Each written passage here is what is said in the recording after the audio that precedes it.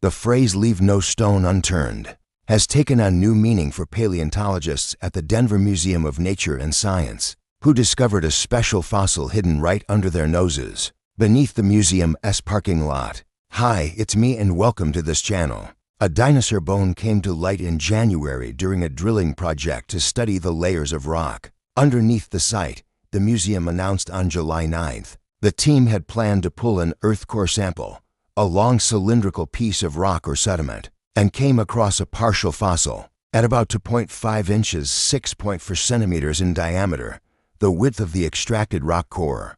The disc-shaped specimen is the vertebra of a plant-eating dinosaur that roamed the region more than 67 million years ago, at a depth of about 760 feet to 130 meters below the surface. It is the oldest and deepest fossil ever found within Denver, according to the museum's release. They drilled through sedimentary rock layers deposited by ancient Lake Denver, a prehistoric body of water that once covered much of the Front Range. Upon pulling the drill bit out of the hole, they saw a rounded gray disc stuck to it. Paleontologists are currently examining it for other fossils. Realizing they may have just unearthed a fossil, they carefully removed the rock surrounding the find to expose a smooth, gray, roundish slab of rock.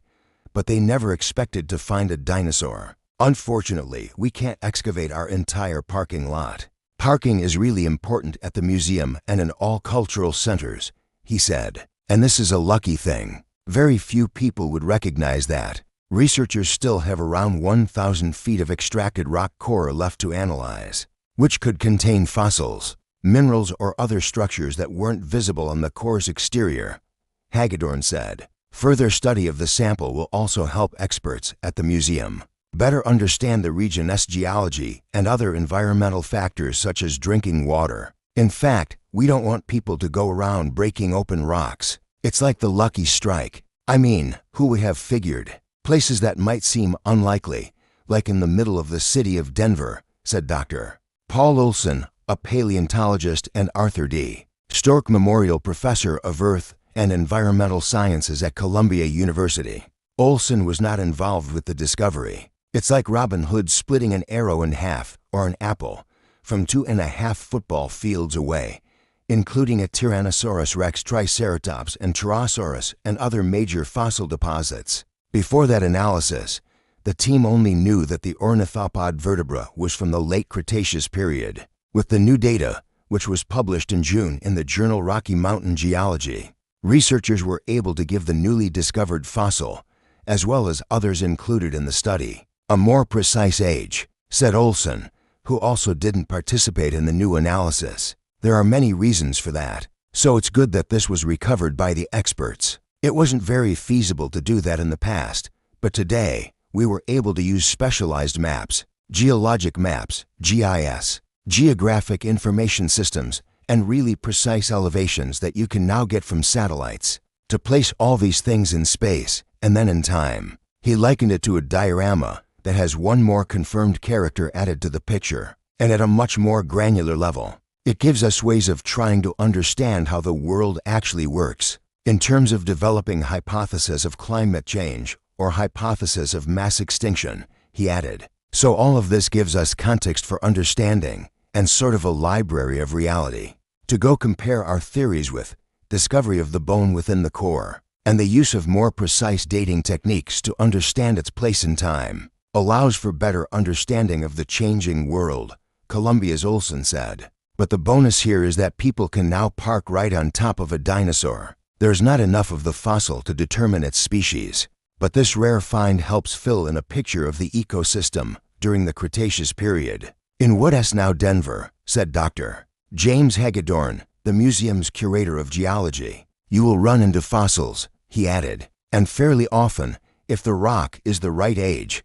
you'll run into dinosaur bones. And science, which has around 115,000 dinosaur, plant, and mammal fossils in its collection, according to its website, since there are only 2 other instances in the world of a dinosaur bone having been uncovered in a core sample. Hagedorn said he believes the newly found vertebra is the first to be put on display. Scientists were able to narrow the fossil down to an herbivorous group of bipedal dinosaurs, known as ornithopods, and it's the first ornithopod to be found in Denver's city limits. If someone had discovered it while walking around the parking lot, they wouldn't have realized it was a dinosaur. We knew those dinosaurs were nearby in other parts of Colorado or Wyoming, but we didn't know that they were in Denver, too. But we suspected it right at this time period. Hagedorn said, "Now, we have another plant eater that's been cruising around Denver munching on, who knows, gingers and palm leaves and other ferns and plants 67 million years ago." The team was working with a company called Triangle Geotechnical to extract a cylindrical sample of the Earth as part of a project to look into converting the museum's heating system from natural gas to geothermal. When they were drilling through the basement rock, which is like a hard igneous rock called phonolite, they suddenly hit something harder and stopped drilling, the museum wrote in its announcement. In addition to finding the vertebra, the drilling project successfully brought up an 8-foot tall by 1-foot wide section of rock core, which is now stored at the museum.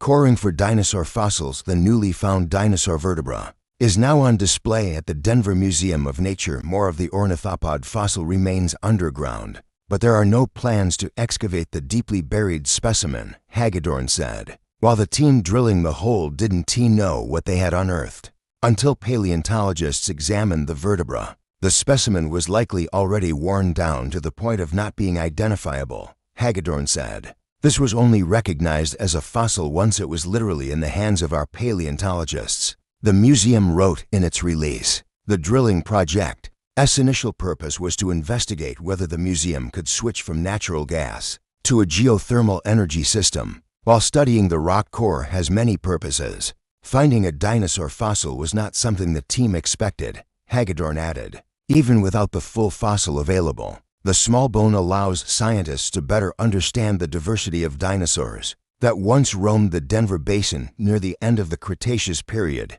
Hagedorn said. Colorado Cretaceous period. The finding is a nice example of how dinosaur fossils are distributed around in our environment, even in. It's illustrative of how dinosaur bones are really not terribly rare. And anytime you have a really good way of viewing the rock, most often, rock coring is performed after a fossil has been discovered, because it can give scientists a better look at the layering within the rock and what the environment was like millions of years ago, Olson said. Colorado tends to be the sweet spot for Cretaceous fossils due to the number of rocks from that period near the surface that volcanoes haven't harmed or faults haven't broken up, Hagedorn said. In light of the parking lot discovery, paleontologists were inspired to go back and look at available satellite and elevation data to date all other fossils previously found within the Denver metro area. No one ever dated these things before, Hagedorn said. While most fossils within the study were found in more rural areas,